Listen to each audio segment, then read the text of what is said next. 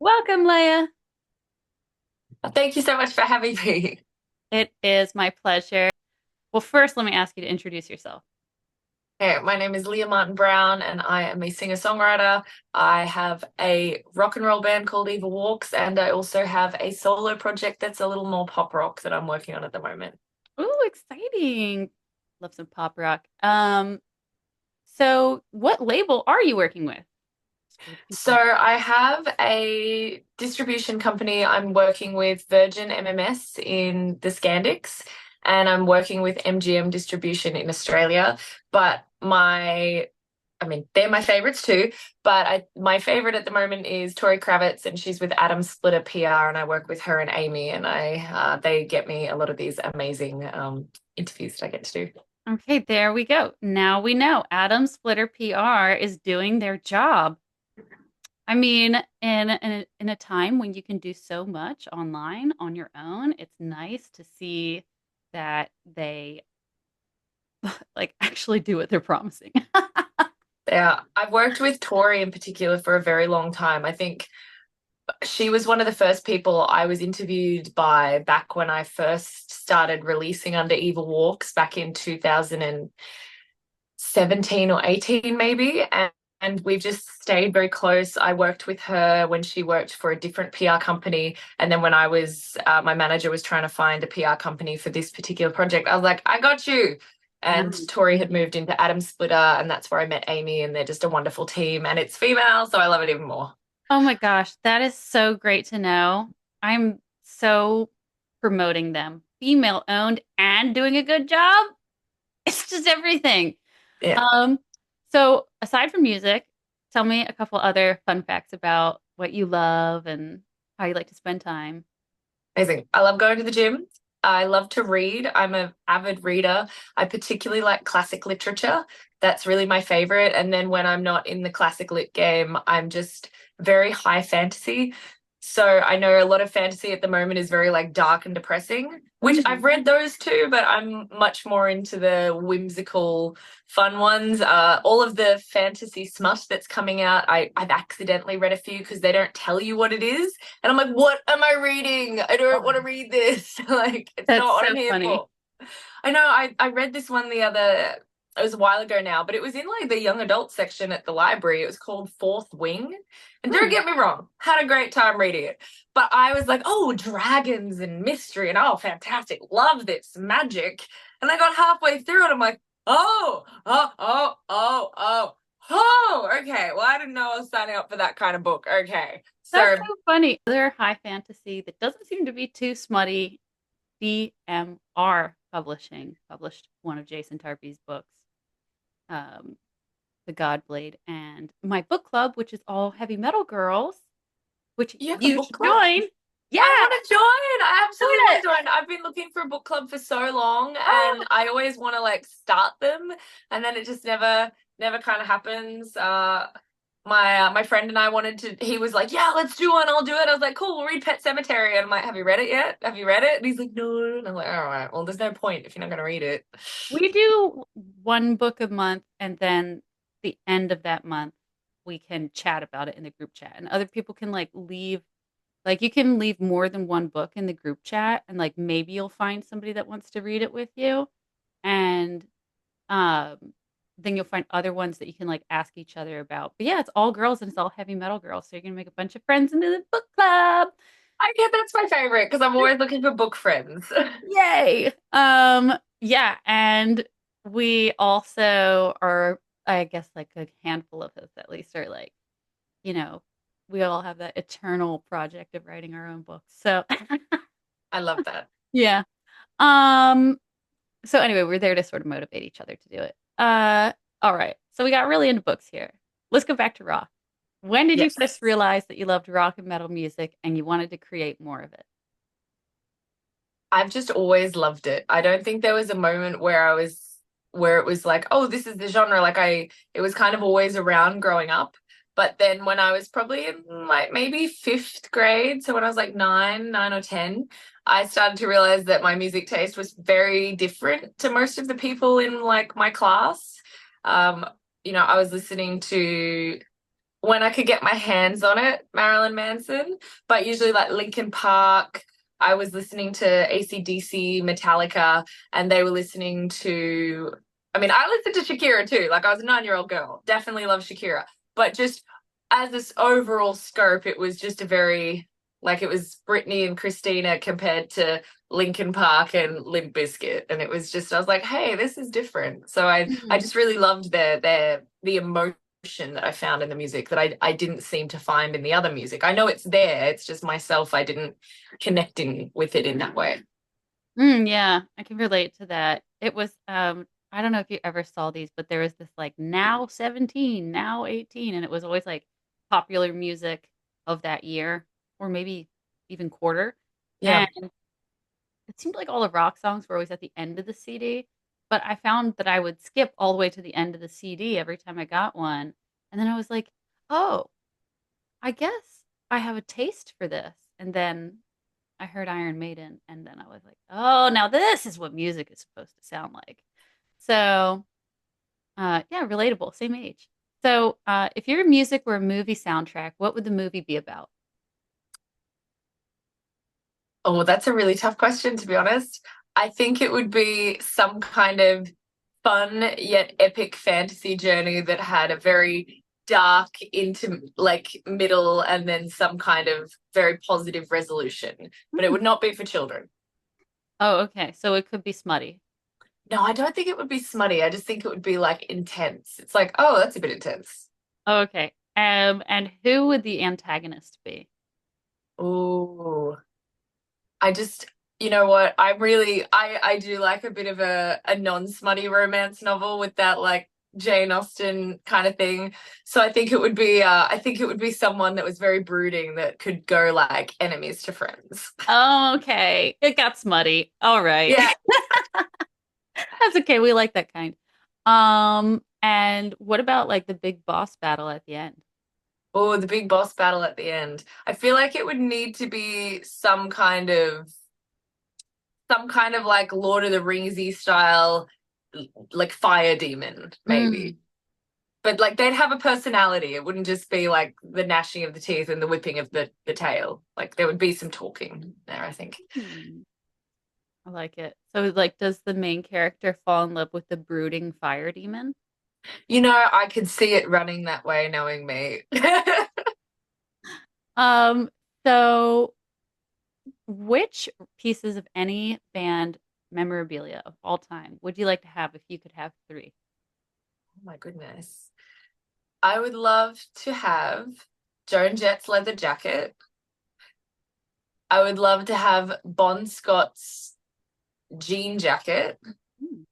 And I think I'd like to have one of Stevie Nicks' like black flowy dresses or a shawl or something.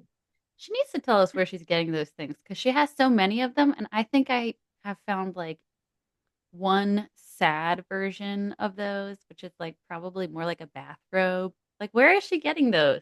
I know, like, is she custom making them? Like, she definitely could get them custom made. She's at that level. But, like, surely that would be annoying. Like, would she just buy them? Maybe she finds them somewhere in New Orleans. Like, she lives there, right? I think. Oh, I don't know. But New Orleans does seem like a place that would have that. I wonder if she does like a lot of thrift shopping when she tours. I Oh. try to do that when I travel, but so hit and miss. And then I'm like, man, I could have did something else. And I never found a Stevie Nicks shawl. So, what's a comfortable balance for you between the rock star who has curious fans and the individual who doesn't want to share everything? It was very hard for me to kind of get to this place because I was, I'm in that generation that we started with no internet and social media and then we grew up with it. So I definitely have been an overshare on the internet in the past. And I did find that I found it very uncomfortable when people that I had never met would be like, oh, but what about, I'm like, oh my goodness. So Mm. I really have made a conscientious effort in this, maybe the last 3 years, probably since 2020. I think that was kind of the catalyst because everyone was online chronically and like Mm. we were locked in our houses and we couldn't see people. We're like, let's just spew it in online. Yeah. So now I post a lot of things that would appear to be my personal life online. And I think for people who need that connection. I think it's enough, but I don't post anything that's actually my private life. And anything that I do, I just put on like a close friend story or something. I really try and be very protective of my day-to-day business and my close friendships and things like that, because Mm.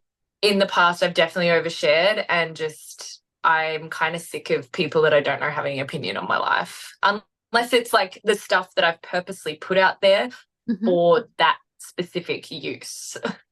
Yeah, I know that a lot of women in bands will run into this problem if they share their relationship and they happen to be dating another person in a band, where they get these messages as if they're that person's secretary, like Johanna from Lucifer, that has happened to her. And actually, one of the other girls in the book club, that happens to her. So, sharing your relationship, I think, is pretty spooky.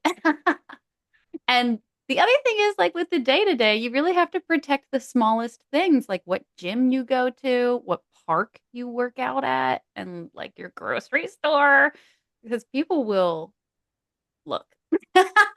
Yeah. Yeah. People do look. I did run into a situation. This was many years ago now. This was pre the plague.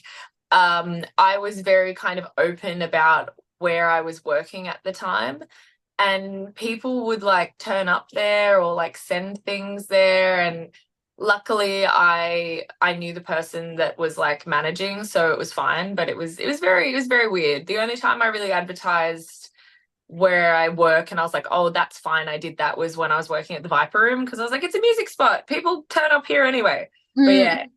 any ever since then, it's just anything that I do that's not music, directly music related, I really don't share. And I did share my last serious relationship online quite a bit, because again, that started in the pandemic, but towards the end I started to become very private about it. And I just think my new opinion on it is now, like, unless there's a ring on the finger, there's not going to be any sharing on online, because if there's a breakup, it's just horrific, and then everybody knows about it and everybody messages you about it and everyone's got an opinion and it gets shared, and it's just, if you keep it like strictly professional, then you don't have to deal with the aftermath. So yeah, I've just decided now, like, unless there is a very very big diamond on this finger, it's not getting shared on my social media. No ring on my finger, you ain't going on my gram. Yeah, And close friends honestly, maybe, like even if that's you're fine.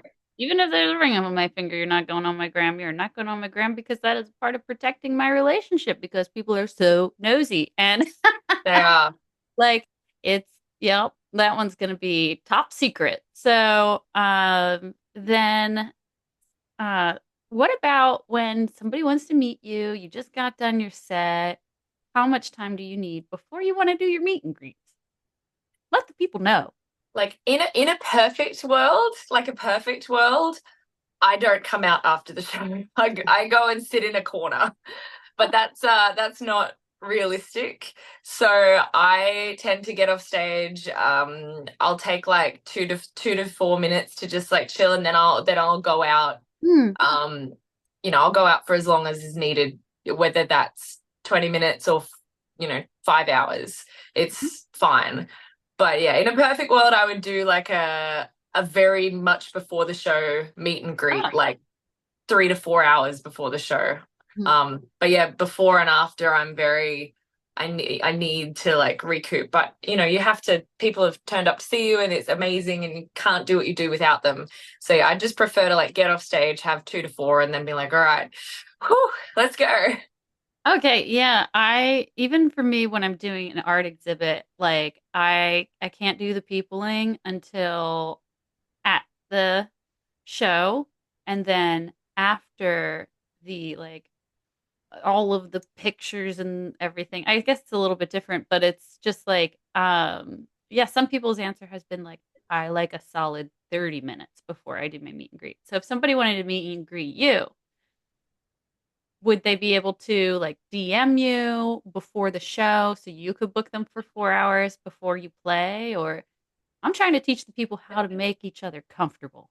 That's great. I honestly, if people want to meet and greet me, unless it's like on a tour or something, like if it's just a show, they can just like turn up and I'll just come out and say hi. I am not someone at the moment who's like, you can just come, we'll hang out after the show. I'll be out there, I'll be supporting. When I used to tour a lot, it was just we just all mingle all night. When we do some of the tours that we're kind of planning in the future, there'll be like specific set aside time prior, like during the sound check, when just people can come and do the meet and greet. And sound check, you're not really in the show mindset yet, so you can just like because I think it's really important to spend as much time as possible. But yeah, I will say, like, I do sometimes get a little worried when people DM me and they want to meet me, because I've had some like bad experiences with that. I've had some really great experiences too, but I get a little funny. So I'm very hesitant to arrange to meet people I don't know, not in like a very crowded area in a show setting. Yeah, yeah. And well, that's really good. I'm glad that you shared that. Hopefully that will attract like similar minded people to your tours. Other people will go, oh yeah, I want to schedule the meet and greets before and not go to the merch booth. Um, Plus, like you can't take the merch girl's job. That's really fun for someone. You gotta let somebody else do that, right? Yeah. I mean, I'd definitely hang out at the merch booth afterwards, but I'd like do it to the side, like, whatever. I just honestly, I would probably end up like making a poll on my Instagram and seeing what people preferred, because I am really there to make sure that like they have the best experience, because without their support, I couldn't do what I do. Mhm. So that would be more important to me, really, than my own comfort. But as soon as that meet and greet's done, like, you are not seeing me the rest of the night. Goodbye. I've got like my cozy little snuggly blanket and I am drinking tea and going to bed.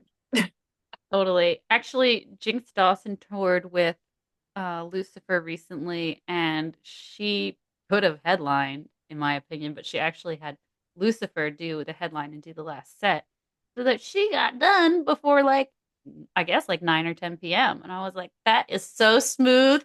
I want second to last forever. Oh my gosh, yes, that's genius. I know, right? I mean, your comfort is how you will sustain yourself. And so, yeah, getting the meet and greets to fit nicely with your energy so that you can be fully present and also like do it in a way that feels comfortable for you. I guess like more important than we talk about. Uh, So, blah. If you could pick the rock band, any bands, for the lineup of a festival, who would you choose and where would that take place? oh, I would love to see a festival headlined by Tool. Um, I'd want to throw Pucifer on that lineup because Maynard can just do double duty. That's fine. Signing him up for it. And I would love to see Bring Me the Horizon in there as well, and Parkway Drive. And it would take place, I'd love it wherever I'm living at the time, like within a 20-minute drive. So I don't have to worry about any kind of accommodation or ride transport. I love that. I saw Bring Me the Horizon so long ago. I think I was 15, and they played in a basement of a church here in Philadelphia. And like there was only one door in and out. So the band like loaded through the same door that the people came in and out of. And so they like stepped over me and I was like, oh, this is the next band. And then I watched them, I was like, that was good. And then like a million years later, they're humongous. Oh, So yeah, many cigarettes were burning in that basement in that church. It was one of those. Um, and all right, now a deeper question. What was a big decision you made that turned out to be a great choice? definitely moving to the United States Hmm. and then moving to Stockholm and then Hmm. moving back. Yes. What um what did it do for you? What was your journey like? So when I was 22, I was already in a band. It was my band. It was called Lily Rouge, and I'd been touring around the east coast of Australia. We were gigging a lot locally. We were starting to get some bigger, like, international support slots. So the presidents of the United States came to Australia, and we did our local show supporting them. We were main support for Everclear. We did a festival called the Big Day Out. We did the local show there, and we were really starting to like get some traction. And I got an email at the end of 2013 being like, hey, who wrote these songs? And I was like, I did. They're like, cool. We want you to come to the US to do this showcase. And I was like, okay. And I got there and they paired me up with a manager at the time. His name was Victor Murgatroyd, and he like was very big in the A&R world back then. And he was like, yeah, cool, what you've got is cool, but it's not good enough for the US. So you need to have something different. You need to find a different way. And then we're going to do this showcase in 3 months. I'm like, oh, yeah, no big deal. So Okay. that's when, yeah. So that's when Evil Walks was formed. I came up with the idea of Evil Walks, and we were trying to do like a female AC/DC. Obviously, as I've gotten older, the music has gotten heavier, and less party fun and more like metal. And I worked with a producer named Brian Howes on that first record and some following. So that kind of shaped everything, because I came over here with a tourist visa and I was like, I have to stay here. So then I had to go through the process to get an O1 and then eventually a green card. And then in 2020, I had the opportunity to go to Stockholm, and I ended up living there for about a year. And that's when I was introduced to the project that I have with Mutt Lang and Tony Nilsson. And that's, kind of changed the trajectory of my more adult life. Hmm, cool. Yeah, immigration. I have a lot of immigrants in my family. My two of my siblings were born in Australia. Ah, My sister's husband is just moved here from Tokyo like a year ago. My niece is half Mexican, and I also have permanent residency in Sweden. And I feel like there's like, oh yeah, and then my grandfather's wife is from Korea. And there's a lot. So I know that immigration is slow. yeah, Slow. it's a long process. Yep. Yep. And sometimes it can be hard. It sounds like you moved always. No, I guess in Stockholm, that wasn't a English speaking nation exactly. Like, I mean, it was, but like if you watch the news, it's in Swedish.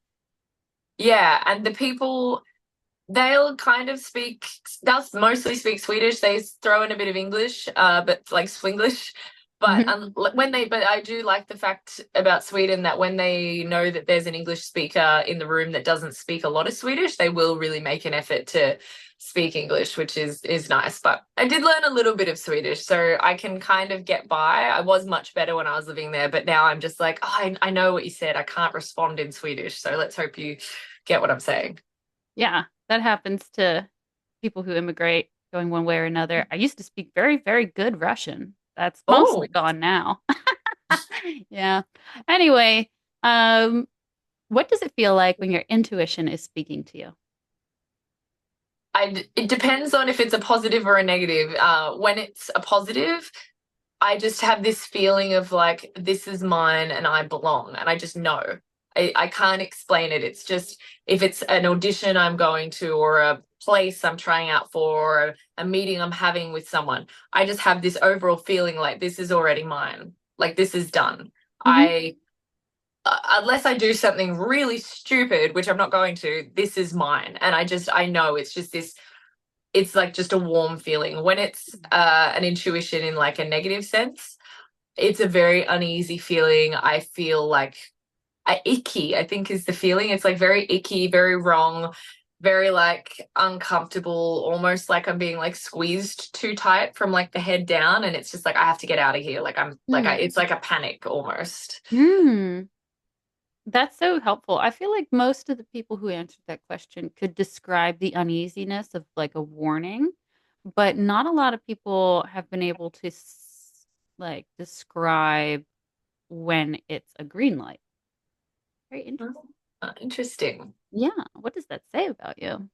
In touch. In So, touch. what's your favorite gear and your favorite stage wear? Favorite gear and favorite stage wear. So I do play the guitar. So the guitar brand that I use 100%. I mean, I do have a Fender, but I am a Gibson girl. I love my Gibsons. I have an SG.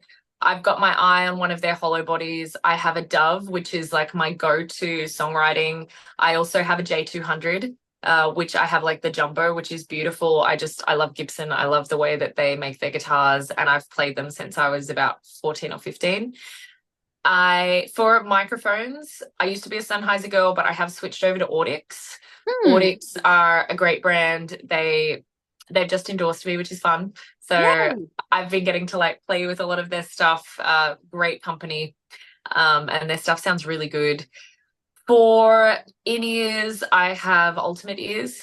I love my Mhm. Ultimate Ears. And I also have, oh, it's on the other table. I also have like a vocal pipe that I use every time I'm singing or working out and it's a Swedish brand named Zanger. So I swear by that pipe.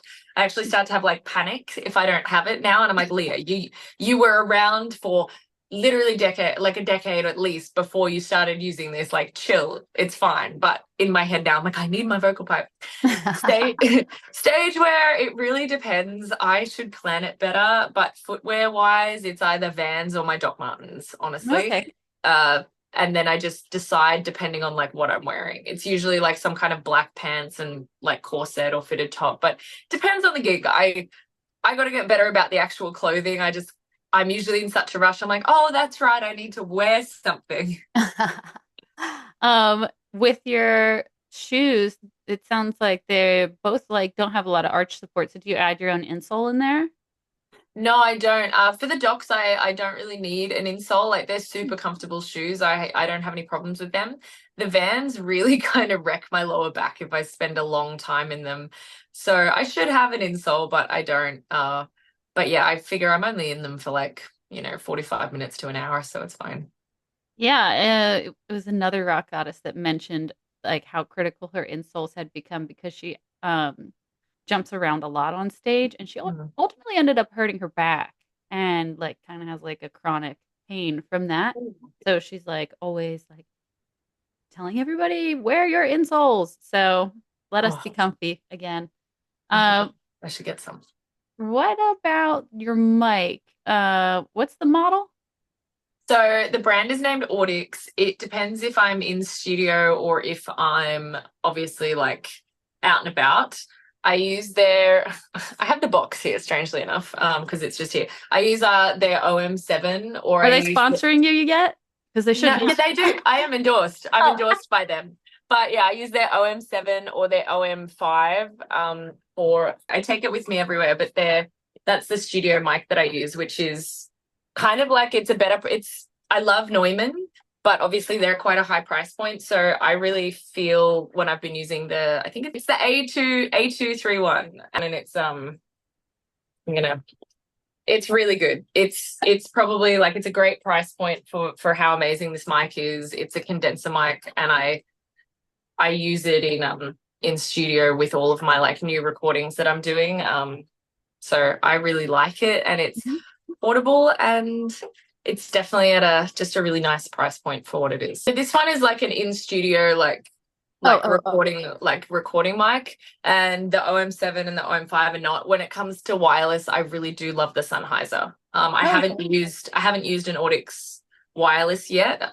I should ask them to like if they can get me one. Yeah. But yeah, I do. I love the Sennheiser or the Shure wireless. I think they're great.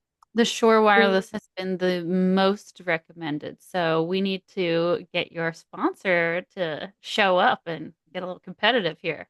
Oh Show us. yeah. Oh, they're amazing. I haven't been displeased with their products. Like they do a great job. So it would have taken me a lot to move away from like the wireless Shure is amazing. I was using a wired Shure, and then I was like, I moved into the new Sennheiser. I was like, this is great mic.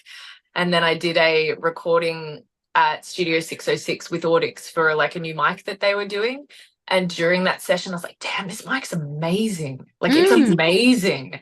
And because I wasn't there, I was just there doing a shoot and some recording. And I was like, I love this. And they're Mm. like, just so happens we can help you out if you love this. I was like, I can you? And it was great. And I will sing their praises all day. What are the qualities in that mic that like surprised you? I really liked the way it brought out like the syrupy, like caramelly tones in my voice. I Mm. really liked that it was like very warm and it wasn't like pointy sounding. I don't like it when my Mm. voice sounds too like dry or pointy. Obviously, I know like there's obviously some kind of nice things that they layer on top when you're in a recording studio. I understand that. But just the mic felt so good, and it just I think it really highlighted tones in my voice that I maybe hadn't heard in other mics. And this is before they've like put the, obviously put the vocal effects and the layering on for what we were doing. So just as a clean mic, I was really impressed with the deep tones that it picked up in the mid, like everything. It just, for my voice, it really worked well. Absolutely fascinating because I don't know, I think exchanging this kind of information between women and finding like the richer sounds from a mic is really important because I don't know if we don't get to experiment enough to like find that. I feel like a lot of mics that could be recommended would have only been experimented with by men mostly. Like we're not getting that information from other women, and we have totally different voices. Yeah. So And very, yeah, I mean, I it also depends on what you like in your voice, but I love the Neumann as well. That really nice, like very, yeah, that's beautiful. Like that's like butter. But is it the Shure SM7? I can't remember the one that everyone uses in all of the videos, like the oh podcasting. yeah, It's like the long black one. I know it's a great mic, but if I see that mic come out of studio, I'm like, we can't do this. This is a no from really. me. It's Why? so unless you like for my voice, unless the engineer is like putting a lot of layering and like doing some like, you know, I'm not an engineer. I'm just like, it makes it warm and put a tone on it, put some reverb, all of that. Unless they're like adding things to make it softer, the tone, the dry tone for that mic on my voice just makes it so harsh and like pointy. And it's Mhm. for me and what I do, that's not what I need. But I know for people who like heavier stuff and like really like, rah, rah, that's perfect. But for my style of singing, not so much. Oh, you are so knowledgeable on gear. That is amazing. This is an Oh, episode for the gear people. I Um, mean, I'm just using random words to describe how I like feel. I say to my producer, I'm like, I just want it to sound like a caramel rainforest. He's like, what? I'm like, wet and sticky, but like you move it so it's pliable, so it's like a nice caramel, and then it's buttery. And he's like, does that mean you want reverb? Do you want an echo? The warmth that I'm like, turn the spongler to, and he's like, what are you talking about? So I don't oh know if my I'm God. knowledgeable. I just know like the words that I want to hear in my voice. Well, definitely like experienced then. Then we'll use that word. You're very caramel rainforest. How's that? Thank you. I love being a vocal caramel rainforest.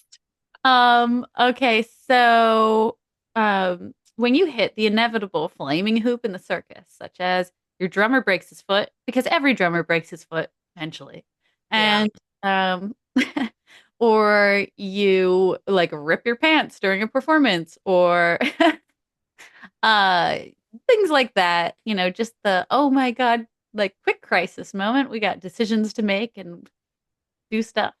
What helps you keep a positive attitude? Honestly, so many of these things have happened to me. We haven't had a broken foot on stage, but my bassist, okay, caveat to this story. I'm 5.5 years sober. This happened when I was like 20, 21. So this is a long time ago. Uh, So we were on tour in Australia and we'd had a big night. We'd played in Shepparton in Victoria with our friends in a band called Black Aces. And after the show, like they gave us a free room at the pub we were playing and unlimited alcohol. And you should never give me unlimited alcohol. I'm going to have too much of a good time. And I did. And the whole band did. So we were very unwell and we had to play a gig the next night in a different part of Victoria. I think it might have been Bendigo, if memory serves me correctly. And we were playing again with the Black Aces. So they were just as unwell as we were. Um, and my bassist was like really getting into it. His name was Barney Gickle, and he was like one of the best bass players I've ever seen. And he was just getting to it, and he slipped, and he went down, and he like snapped his bass, or else he'd snapped the bass the night before. Oh no, it was on the show, and we were like, oh shit! And I was like, quickly, somebody! We had to like find a bass, and someone just like gave it to him. We're like, all right, let's go.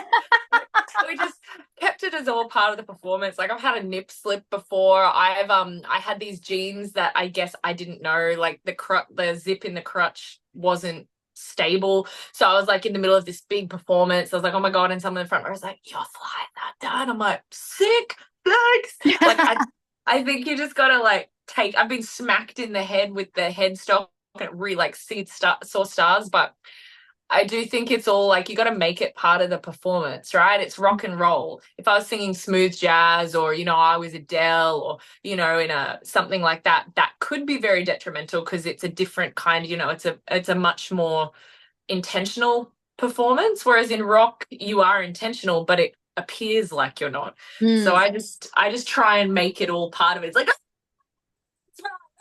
oh, it broke something. Look, it's all part of the show. And in my head, I'm like, ah, shit.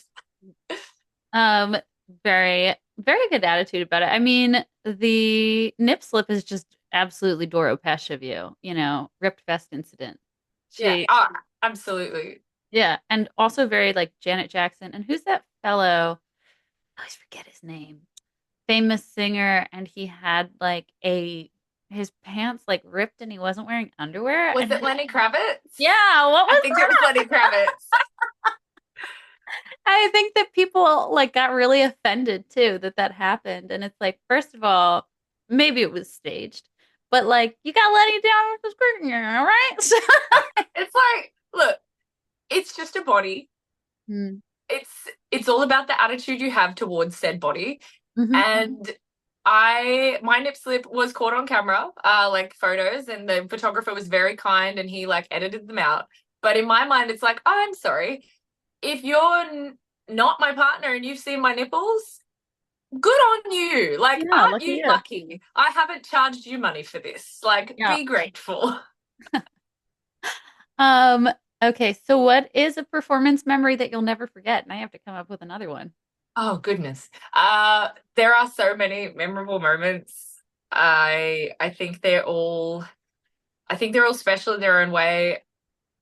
I think the most memorable moment just on a large scale kind of deal is when it was a long time ago now. It was 2015 and Evil Walks were doing like a mini tour of Europe and we were invited to play at the festival is now called Poland Rock, but back then it was called Woodstock. They had like the name of the town, but I will butcher the Polish name, and I don't want to offend the Poles, so we're not going to do that. Um, and so we got told when we kind of thought we'd just be on like a side stage or something. They put us on the main stage. We opened the main stage, but we weren't opening the main stage at 1 p.m. We were opening the main stage at like 5 or 6 p.m. So like everyone was already getting their spots ready for, I think Dream Theater was playing later that night. I think Mm. Black Label Society was playing after us and Shaggy, Hmm. like pretty crazy. So I think having that realization of like, oh, this is serious, and then getting there and going to the artist area and being like, oh, and then I'd played like some festivals before, but I'd played like smaller scale. So just getting and walking up the stairs to that main stage and just being like, oh shit, this is fucking huge. Like this is a big deal. Oh, and I think that was like the memorable moment of, waiting and like starting the set before the moment that I was like going to walk out. And I was like, this is going to be one of those things that you remember for the rest of your life. Like this Mm. is this is nuts. Amazing. I hope your set was really good. From what I recall of it, it was. I was very focused on not fucking up. Yeah, Oh yeah, I guess maybe like some good footage happened at least. yeah. They got it all on camera. I still am like, I can't believe I did that. Oh yay. Um, so after a long day of recording and touring and working out all the kinks, and what is your favorite way to practice self-care? Have a few different ways. If I'm really exhausted, so like not able to do anything else, I would usually have gone to the gym in the morning. So like I've got myself off the hook for that one. I really just like to order like one of my favorite comfort foods. So I really love to order some Thai or some ramen. It depends what the temperature is, obviously, but I usually gravitate towards like Thai or ramen, and then I like to get all cozy and get into bed and just like watch a movie or like watch a few movies and just turn the brain off.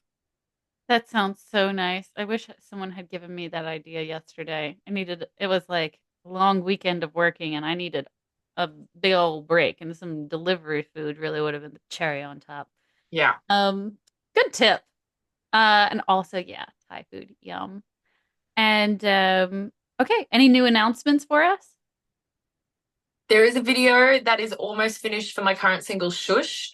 I know we were supposed to be doing 6 to 8 weeks of release, but we've just been having, just trying to like pace it out. So there is a new single coming on the horizon, and it's all very positive from here. And I can't really share anything else that's going on quite yet. But there is an album coming top end of 2025, which is in a few months, which is terrifying to me. But yeah. Well, oh, and when is the music video coming out?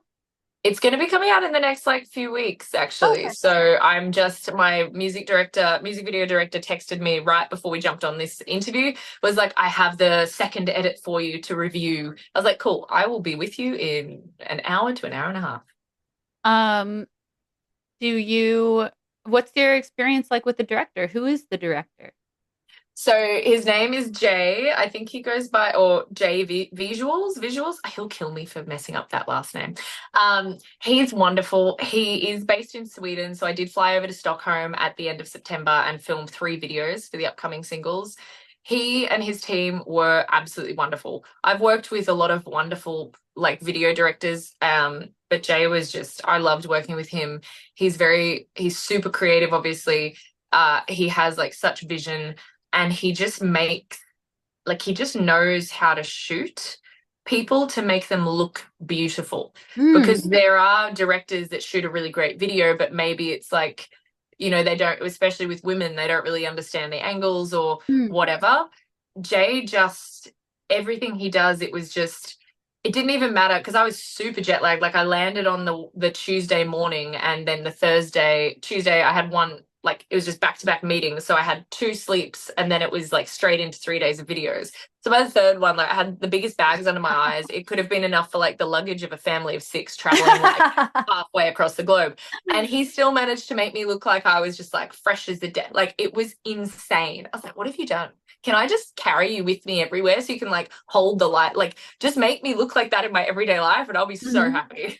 Did you bring your own idea to the music video, or do you usually let the director like have the lead?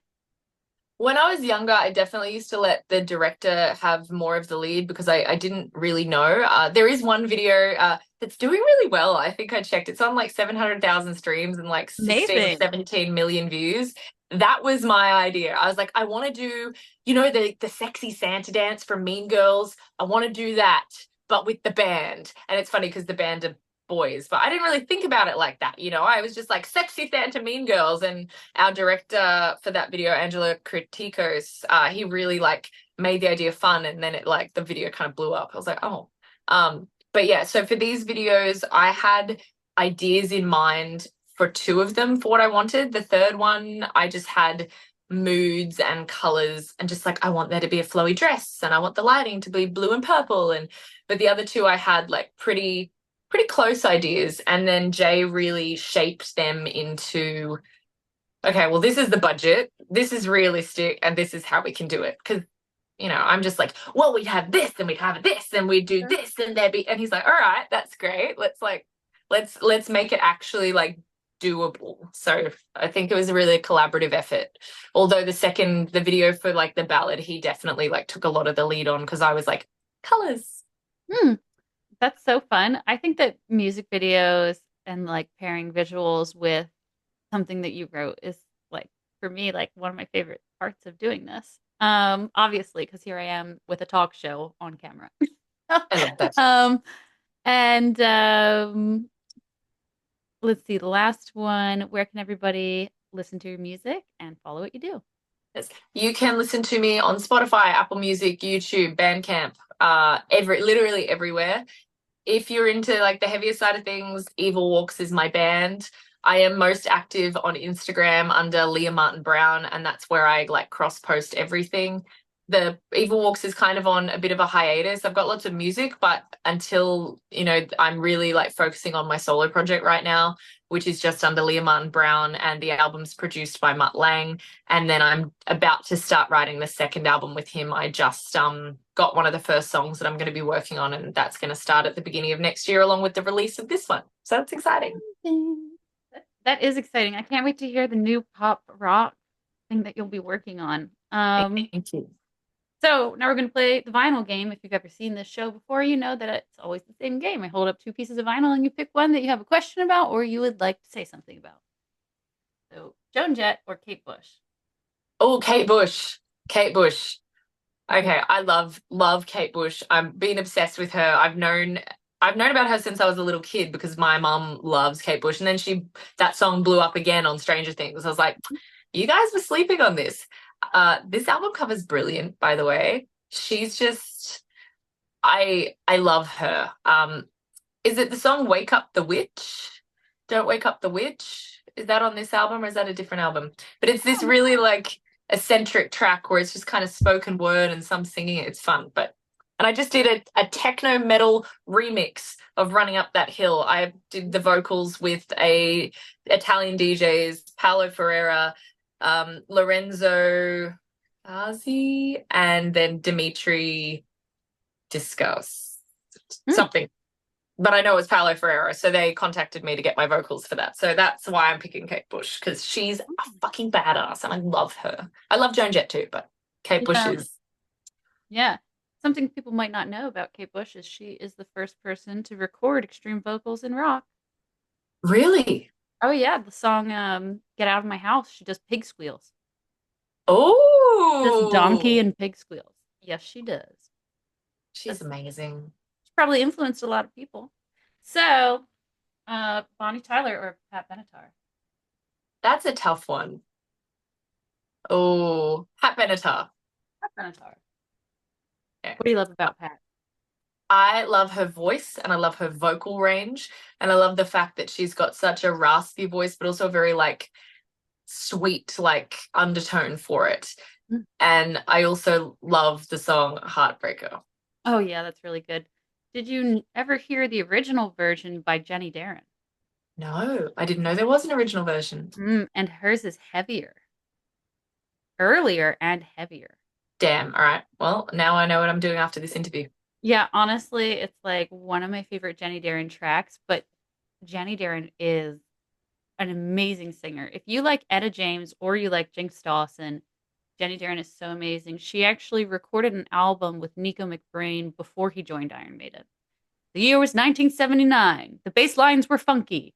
Oh, Heavy metal was about to be born, and Jenny Darren recorded Heartbreaker. Check. wow. Yeah. So, Barbara Streisand or Blondie?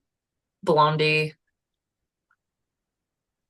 Blondie, I love Blondie. I remember doing SingStar Heart of Glass, but I also did their cover of Call Me on the Telephone at the big showcase I did that was like the launch of Evil Walks into, the public eye. So I got really into Blondie around that time. I think she's beautiful.